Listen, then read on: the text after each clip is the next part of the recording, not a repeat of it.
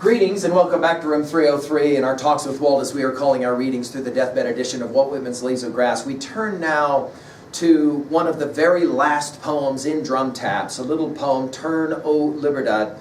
This is poem 42 of the 43 of Drum Taps. And as we've been saying, it is interesting to study the way that Whitman will finish these kinds of sections that will be different sections in Leaves of Grass.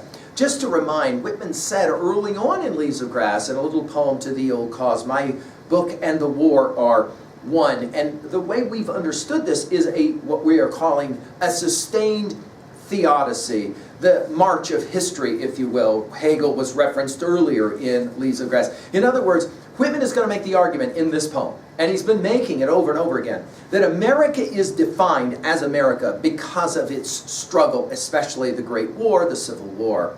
Now, the assumptions for us here are that you've been following our stuff at learnstrong.net, hopefully annotating your own copy of the deathbed edition of Leaves of Grass. Everything from inscriptions all the way up through and including a set of introductory comments to Drum Taps, and then we just finished with Adieu. Our Nortons will give us some important background information for this one.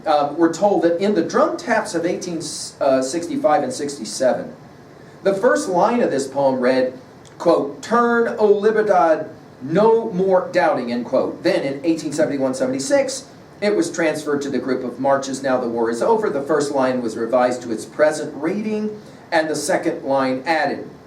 These changes, Norton continues, emphasize Whitman's persistent conviction that the American historical experience marked an epical change in the entire course of world history. Liberty, Libertad, of the individual was won by the Revolution. It was confirmed at last for all the people, however obscure, by the Civil War. Before, the poet notes, history was feudalism, kings, slavery, caste, but, quote, wars to come are for you, O Libertad, end quote.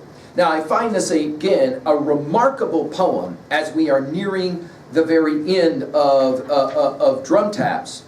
Turn, of course, will take us to the O Cause, the poem we already referenced. As a wheel on its axis turns, this book unwitting to itself. I find it interesting that this word turn gets used 5 times. Turn as in revolution. Turn as in movement forward. Turn as in evolution, right?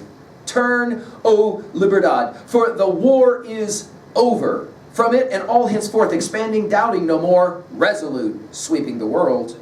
Turn from lands retrospective, recording proofs of the past, from the singers that sing the trailing glories of the past, from the chants of the feudal world, the triumphs of kings, slavery, caste. Turn to the world, the triumphs reserved and to come. Give up that backward world. Leave to the singers of hitherto. Give them the trailing past. But what remains for singers, for you. Wars to come are for you. Lo, how the wars of the past have duly inured to you, and the wars of the present also inure. Then turn, and be not alarmed, O Libertad. Turn your undying face to where the future, greater than all the past, is swiftly, surely preparing for you. Now, the use of the word turn and the use of the word you and the intimacy of this poem is quite remarkable. And of course, it's Libertad, the Spanish rendering for liberty, right? It's a bit exotic, and yet I think it works well in this poem. Notice it's O Libertad, turn, O Libertad, for the war is over. And again, this idea of the war being over, we heard it in the previous poem.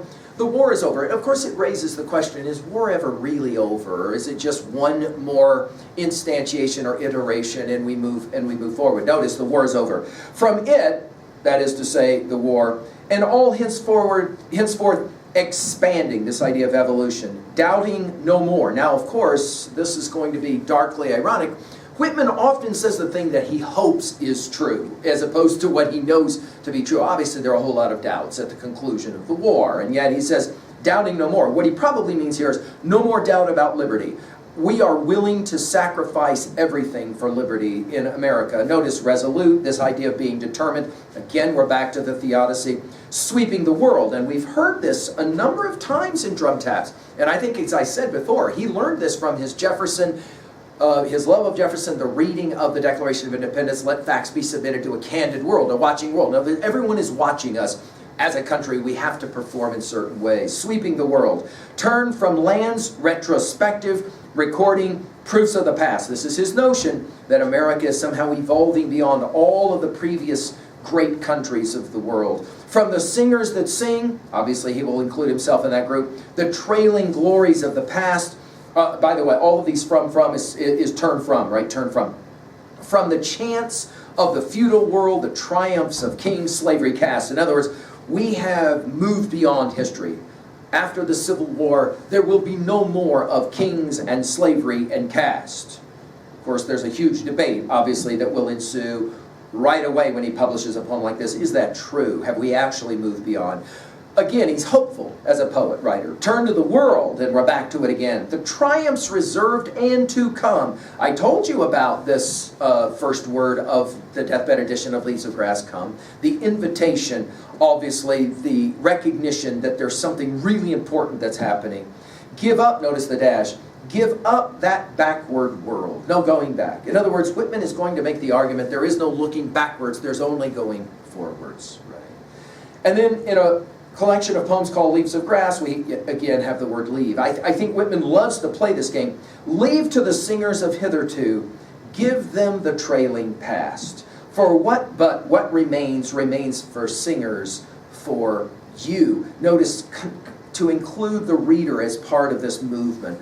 Wars to come are for you. And to borrow from what he was saying earlier in the previous poem, A Duo Soldier, he's making the argument that there's new conflicts, there's new struggles. Remember what he says at the conclusion of Song of the Open Road. Now understand me well, it's providing the essence of things. Any fruition of success, a greater struggle is necessary. So this idea, there's always something else to challenge us, and here he is. Notice in parenthetics, which we've seen in drum taps a lot, he likes to do this thing. Lo, he's used this word a lot in drum taps.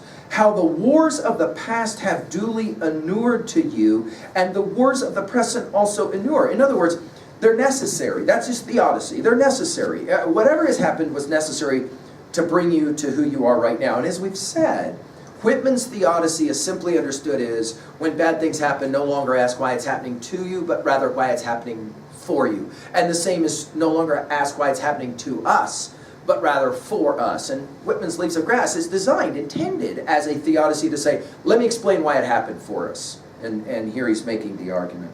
Then he says, turn. Be not alarmed, O Libertad, light. Turn your undying face. So in other words, humans will always long for liberty. To where the future, greater than all the past, and here is again his informed optimism, as we call it, or an idealism that is informed. He's not a blind optimist or a blind idealist. I mean, reading drum taps tells you, he knows what the sacrifices were, but they were necessary for the future, right? Notice he says, the future is swiftly, surely, confidence, preparing for you. In other words, this idea of liberty being personified and spoken to as, we've been waiting, it will happen, and America is where it will happen. It's a remarkable view of patriotism, to say that the most patriotic thing about America is that we love liberty, and we are always waiting for the next iteration or instantiation of liberty. At 2a, I think he's arguing here that all of history was preparing the world for America. All history points to after the war. What the war was, it was requisite. We had to have the war, but now we have the rest of history, and America will be driving that. I love it to be the repetition of the word turn, turn, turn. At 3a, I do like to think, though, about the way this word gets used elsewhere. Think about it in Yeats's Second Coming. We've given a full lecture on it at learnstrong.net. Turning and turning in the widening gyre. This idea of spinning and spinning and spinning. Of course, the idea in Second Coming is a horrific idea. That is to say, the notion of innocence being drowned in blood and all of that. Of course, Yeats is familiar with a poem like this one that we're reading. I also think of, at 3a, of T.S. Eliot's Wasteland. In other words, there are other views of post-war, and those two views of Yeats and Eliot are obviously somewhat darker than the optimistic view that we're expressing here in this poem. Finally, at 3b, how are we going to own a poem like this? It's simply this. In your estimation, are wars ever really actually over? Or rather, the seeds for the next war are always born in the previous war? Where do you come down on that one? And now we come back to our very last poem of Drum Taps. Thank you.